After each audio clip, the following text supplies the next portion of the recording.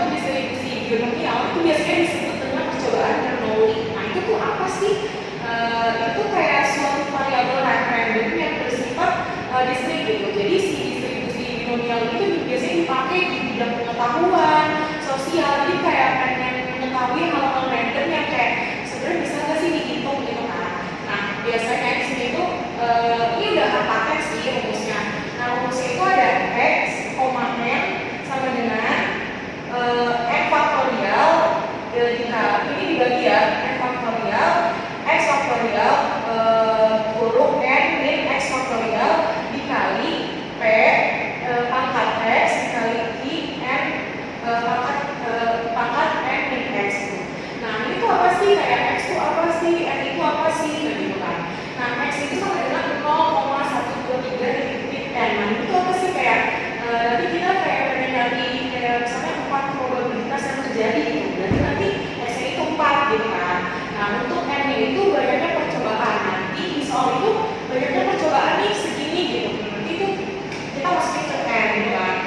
Nah terus di sini ada p itu sama dengan probabilitas yang sukses. Nah i itu sama dengan 1 min p sama dengan itu probabilitas. Nah untuk yang kedua ini ada distribusi Poisson. Sebenarnya agak mirip-mirip, cuman kalau distribusi Poisson ini itu digunakan untuk menghitung probabilitas yang terjadi menurut kejadian atau suatu waktu atau suatu ruang gitu kan. Nah rumusnya itu di sini sedikit berbeda. Di sini ada px sama dengan mu x elemen min mu. Nah atau px sama dengan alpha x p min alpha per faktorial x faktorial gitu kan. Nah biasanya kedua ini dipakai tergantung kayak kebutuhannya di soal itu berupa apa sih gitu kan. Nah untuk keterangan ini sendiri itu sama aja, x itu probabilitas terjadi suatu kejadian. Untuk ini sama dengan rata-rata itu sesuatu kejadian dengan selang waktu tertentu. Jadi kalau misalnya nanti di soal belum ada rata-ratanya, belum ada bikinnya, berarti kita harus cari bikinnya dulu nih.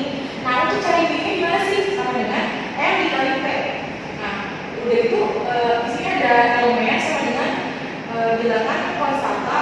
Itu tuh biasanya tuh selalu tetap ya, tetap 2,71828 itu tuh nggak ganti. Jadi untuk n itu selalu sama. Nah kita di sini beralih ke contoh soalnya ya. Di sini kita yang pertama dulu nih contoh soal distribusi binomial. Nah ada soalnya ada nih, sebuah survei kebersihan gigi memperlihatkan bahwa 2 dari 5 orang sudah pergi ke dokter gigi dalam beberapa bulan terakhir. Apabila ada 12 orang, kita highlight itu ya di sini, 12 orang terpilih secara acak, hitunglah probabilitas 4 diantaranya pergi ke dokter 2 bulan lalu. Nah untuk jawaban kita cari dulu di sini biar kelihatan apa bahasanya apa sih gitu kan. Nah tadi kan udah dijelasin ya, n itu kayak banyaknya percobaan gitu. Ada berapa sih? Di sini kan ada 12 orang kan. Berarti n itu sama dengan 12. Nah, untuk si 4 ini tuh 4 itu apa sih? Itu 4 itu dia x sama dengan 4 karena kita menghitung probabilitas 4 diantaranya yang pergi ke dokter gitu kan pada saat itu. Nah, untuk p ini kan tadi jelasnya kan, jadi ada bahwa ada 2 dari 5 orang. Berarti 2 dari 5 orang berarti 2/5. Nah untuk i-nya sama dengan, kenapa di sini harus 3/5? Kenapa di sini 3 i-nya? Kenapa di sini 2? Karena itu ditambah 1, jadi di sini jadi 3 gitu. Maka jadi 3/5. Nah maka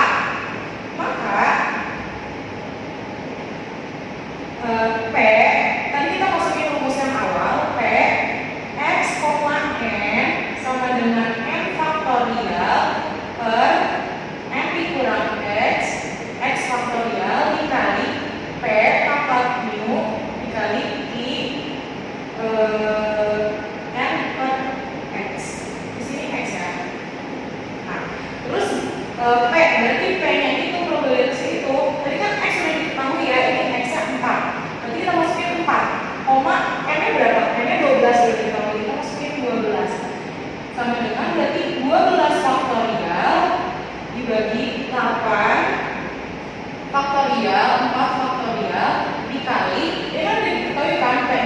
2/5. Berarti 2/5 pangkat 4 dikali, ini kita masukin lagi yang I-nya 3/5 pangkat 8. Nah ini kalau dihitung, karena semester sebelumnya sudah belajar tentang faktorial, ini kan kayak 12 faktorial kan udah pada ngerti ya, maksudnya kayak 12 faktorial, 12 dikali 11 dikali 10 itu berurutan sampai 1 gitu kan. Nah, setelah dihitung hasilnya 0,213 gitu ya. Jadi probabilitas di 4 di antara yang begitu pada 2 bulan lalu itu adalah 0,213. Next.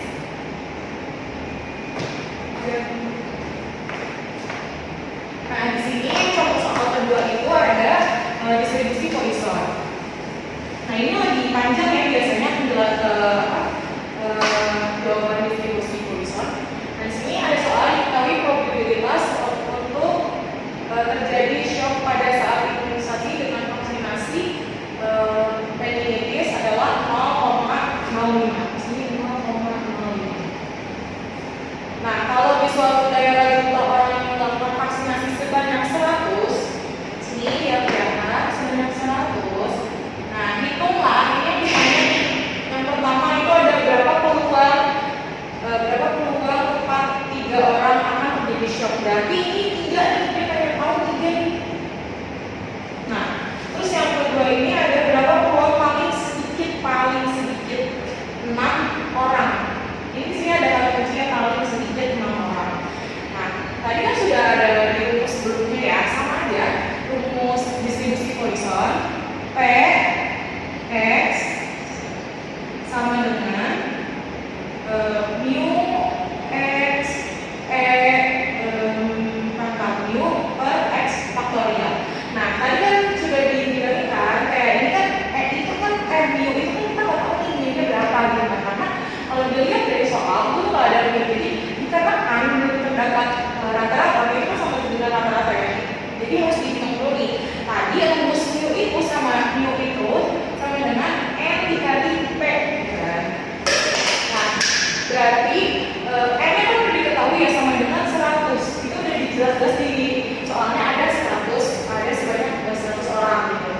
Nah p-nya itu sama dengan 0,05. Nah ini juga udah ada nih di soalnya 0,05. Yang belum ada apa? Yang belum ada tanda-tanya kan. Nah, berarti 100 dikali 0,5 sama dengan 5. Nah jadi ini untuk tanda-tanya itu 5. Nah konstantanya itu sama dengan 2,71828. Itu selalu konstantanya itu kan. Nah berarti kalau misalnya udah ada rata-ratanya, udah ada n-nya, udah ada p, itu bisa dihitung gitu kan. Nah tadi dia minta apa sih? Yang pertama itu minta 3 orang, berarti P3, kita cari P3. Nah P3 itu berarti bisa dihitung sama dengan 5. Kenapa 5? Karena kan rumusnya mu pangkat. Mu-nya kan udah dicari kan 5. Jadi kita masukin 5 pangkat 3 X pangkat mu 5 per 3 faktorial. Nah sama dengan 5 pangkat 3 berapa? 125 kan? 125 kali 0,0067 per 6 sama dengan 0,1395. Nah, jadi peluang bahwa tepat 3 orang akan terjadinya shock itu berarti 0,1395. Nah, ini kan masih dalam desimal kan? Kita biasanya juga pakai ke dalam bentuk persen, berarti tinggal diubah 13,95%. Jadi ini untuk hasilnya yang nomor 1. Nah, untuk yang kedua itu ditanyakan peluang paling sedikit 6 orang. Nah, berarti ini ditanya nih paling sedikit itu 6 orang, tapi kita nggak tahu kan yang misal 0-nya berapa, 1-nya berapa gitu kan. Jadi kita harus hitung satu-satu di sini. Nah, berarti kan P X paling sedikit dengan 6 kan. Jadi berapa nih? Kita mau tahu ininya kan. Nah, berarti di sini P X itu bisa sama dengan 6 sama dengan 1 dikurang P 0 dikurang P1 dikurang P2 dikurang P3 dikurang P4 sama dikurang P5. Nah ini tuh untuk mencari sama dengan si 6 ini kalau paling sedikit kita hitungnya sampai 5. Karena kita nggak tahu, kita harus hitung satu-satu pakai rumus sekali lagi ke rumus yang tadi. P X sama dengan mu X min mu per X faktorial. Ini sama kan? Nah, P0 ini kita cari dulu nih, kita mau cari P0 berarti tadi kan mu-nya 5 ya, 5. Pangkat berapa sih? X-nya kan udah diubah jadi 0 kan? Jadi 5 pangkat 0 dikali pangkat min 5 sama dengan 0 faktorial.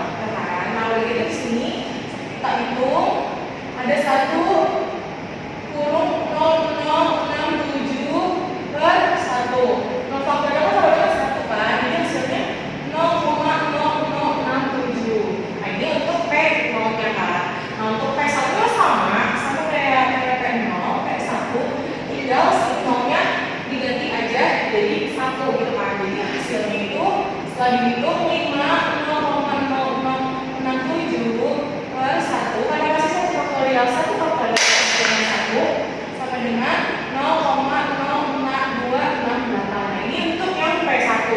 Nah untuk yang P2 sama, tinggal diganti 2-nya nih berapa? X-nya diganti jadi 2 gitu kan. Nah berarti 5-nya di sini kan berarti 5 pangkat 2 kan? Karena tadi 5 pangkat 1 berarti kita nggak usah hitung lagi nih berapa kan? Nah berarti 5 pangkat 2, 5 kali 5, 25 kan?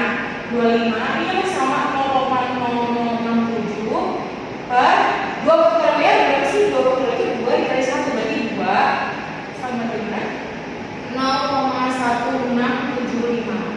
Nah ini baru nyampe yang kedua. Nah kita lanjut ke yang ketiga. Sama aja, tinggal diganti 3 berarti 5 pangkat 3 kan? Terus faktorialnya 3 faktorial. Nah ini kita buat sekat aja kan? Karena di awal kita udah jelasin sama aja gitu, jadi tinggal dimasukin aja gitu. Nah berarti 5 pangkat 3 berapa? 125 kan?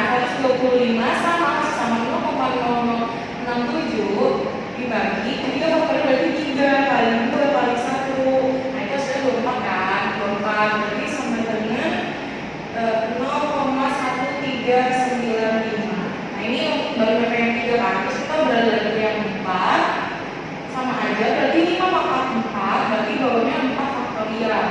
Nah 5 pangkat 4 itu kan 625 ya? 625 ini masih sama 0,0067. Terus dibagi 4 faktorial itu berarti 4 kali 3 kali 2 kali 1 itu kan hasilnya 120 ya, 120 sama dengan berarti hasil akhirnya 0,1744. Nah tapi ini yang 5 nih sama aja tinggal masukin berarti 5 pangkat 5 per berarti kan 5 nya 5 faktorial kan. Nah ini sama ya, jadi 0,067 ini karena rumusnya itu kan konstantanya sama kan, jadi itu selalu sama. Jadi kita kayak kalau udah dihitung sekali bawahnya sama aja gitu, tinggal diubah ya. Nah udah gitu berarti berapa sih 5 pangkat 5 berarti 3125 nih. Terusnya 0,0067 per berapa nih 5 faktorial berarti 5 kali 4 kali 3 kali 2 kali 1 dikasih 120 kan. Terus berarti hasilnya 0,1744. Nah ini sama ya, karena kayaknya kalau dibagi itu sama hasilnya. Nah tadi kan kita udah nyari kan kalau mau nyari paling sedikit 6 orang di rumus yang ini kita pakai ini berarti hasilnya 1 dikurang P0 dikurang P1. Nah kita kan udah hitung semua ya dari P0 sampai P5 gitu. Berarti tinggal dimasukin ini berarti P bisa sama dengan 6 sama dengan 1 dikurang yang pertama berapa sih? 0,067 0,067